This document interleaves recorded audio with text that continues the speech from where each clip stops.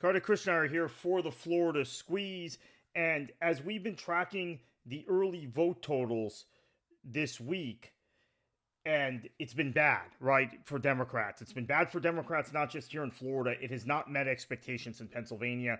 It has not met expectations in North Carolina. Um, it's getting better in Georgia as we record this, but Nevada hasn't been good. But as we have this issue, apparently, the pushback that I'm hearing not only from people here in Florida, but across the country is that there is a significant amount of Republicans who are going to vote for Kamala Harris. And I've been doing this a long time. I've been looking at numbers in elections since the 1990s. I've been through, I don't know, however many election cycles. Now I've lost count. I do not remember a presidential campaign so heavily counting on voters from the other party coming over to this extent. And the view in 2016 that a lot of Republicans would vote for Hillary Clinton didn't materialize. Although I have to say, the view that a lot of Democrats would vote for Donald Trump, a lot of Bernie-crats would vote for Donald Trump, did not materialize in 2016. Now, I do have a fear it's materializing in 2024 just from some anecdotal evidence of people I know who now have gotten hung up on this free speech thing, which I think is a complete canard. In fact, they're the first people to reject the free speech rights of those of us who might like the Biden administration or are advocating for Harris. But I know multiple people who were Bernie supporters in 16 and maybe in 20 in some cases who are now voting for Trump. And one who's quite openly saying that it'll be the end of democracy if Harris wins, which is laughable, right? But let's take the kind of loony alternate far left out of the picture. I think a lot of these people were radicalized by COVID. They've all become anti-vaxxers. In fact, this one guy I'm telling you about who's openly championing Trump, he bragged to me not long ago that he said, I didn't take any of the vaccines or have any of the boosters, and I kind of had fudged it to people. So that's what we're dealing with there. So let's get back to the Republicans for Harris argument.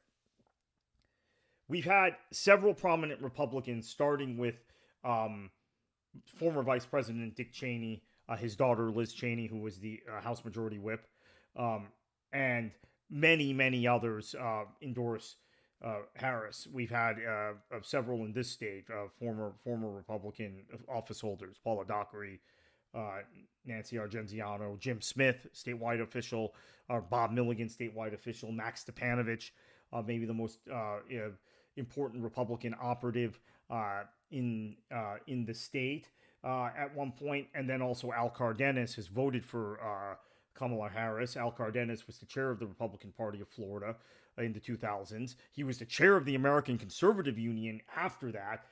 He also is the person who delivered the huge margins for Jeb Bush in 2002 and then for George W. Bush in 2004 in this state. So all of these people have backed Harris publicly. And yet these people, as important as they are to folks like me who are been in the business and around the game, they do not move actual voters. Dick Cheney's endorsement has not moved any voters. And what we have consistently seen in polling data is that the percentage of Republicans potentially voting for Harris is not really that different than the potential, the number of Democrats potentially voting for Trump. Now, there are some polls that are outliers, right? Quinnipiac, which you've seen on your screen, that's one outlier that says, particularly in Pennsylvania, Harris is doing very well with Republicans. There's also the case of the NPA vote, maybe Republican-leaning independents, of which there are a lot in North Carolina and Florida and Texas, are kind of moved by this stuff.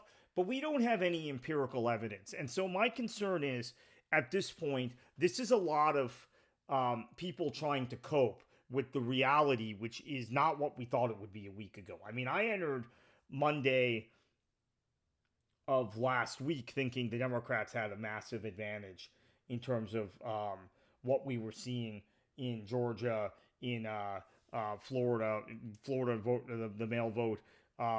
Nevada wasn't looking as quite as bad as it does now. Now we've been swamped in a lot of these places, we being the Democrats. So, is Republicans for Harris a real thing? I have not seen in a federal election, or actually, I should say, in a national election, the amount of party flipping, people who identify. Let's not just look at voter registration, because a lot of states don't have voter registration, and there are other people who don't change their registration. Right? They might be registered as a Democrat, but they have gotten intoxicated with the MAGA movement, or they're registered as Republicans, but they can't stand Trump, right? So let's talk about people who identify themselves by party as a Democrat or a Republican or as an independent. We have not seen huge amounts of one party vote for the other in Florida since 2006, when we saw a lot of Republicans cross over and vote for Bill Nelson in the U.S. Senate race against Katherine Harris. And nationally, there were nationally, probably since '88, number of Democrats who voted for George Bush, H.W. Bush. In '96, while Clinton ran really strong, that was still a time when there was more identification with the Democratic Party. The Democrats had a built-in identification advantage nationally up until the late '90s versus the Republicans. And then that began to change, right? And then we've been in this very polarized 50-50 nation since. So I don't even include 92 and 96 in that. I think a lot of those people who may have been self-identified Democrats then became more sympathetic to Republicans as that decade wore on, and then in the 2000s. But so what we're talking about would be something unprecedented. Now, while I'm casting doubt on this, I do think it is possible, because I just have this sense that there's a social aspect of this, a social acceptability aspect of it. You might be in a family of 5 and you have a Trump sign in your lawn, and you have, depending on what state, the other Republican candidates, let's say it's Florida here, so you have Rick Scott.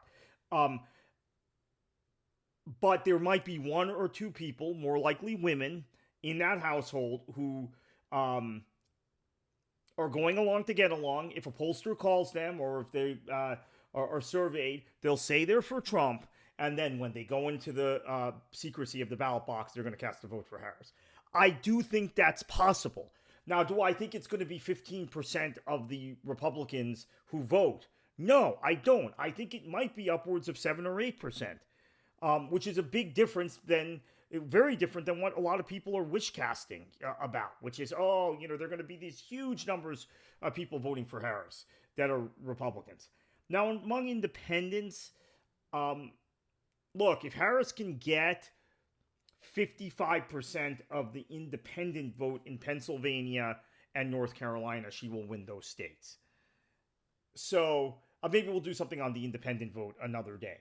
And here in Florida, as I said previously, 52% is what Biden got. If Harris got 56 or 57%, there is someone who told me Harris could get 58%. I haven't seen that in any data.